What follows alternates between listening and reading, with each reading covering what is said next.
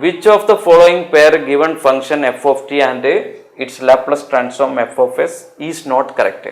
See, Laplace of Dirac delta function is 1, right? So Laplace, if f of t is a Dirac delta function, then its Laplace transform only f of s representing, that is equal to 1, correct only, this is correct.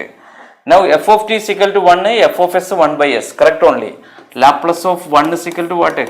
1 by s, right? We studied this rule. Now Laplace, if f of t is equal to sin kt, what is its Laplace transform?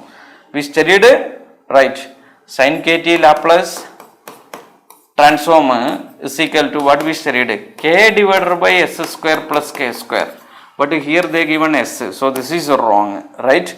Now f of t is equal to t e raised to minus kt, then if it is t, right, 1 by s square, right, Laplace of t.